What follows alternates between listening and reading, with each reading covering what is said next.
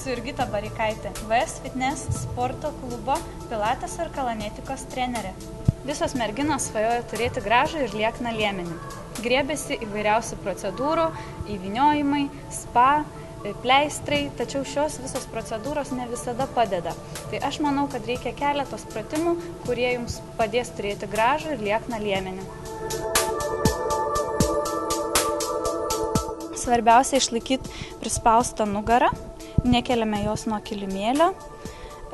Norėdami pasunkinti pratimą, ištiesiame kojas į priekį ir kartojame lygiai tą patį. Įkvepiame, su iškvėpimu lenkiame koją, sukamės link jos, grįžtame atgal, kojas grąžiname į priekį ir tą patį kartojame į kairę pusę.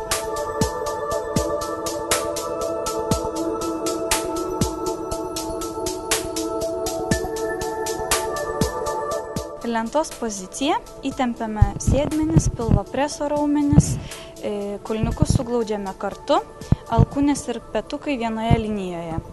Svarbu išlaikyti tiesią nugarą, įtemptus raumenis, neatpalaiduoti nugaros, kad nejaustų skausmo nugaroje ir suktis per juosmeninę dalį.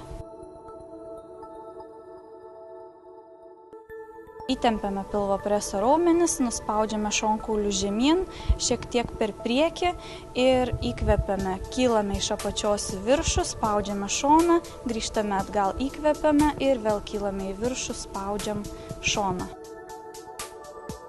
Iškvėpdami kylame į viršų, grįžtame atgal, įkvepiame.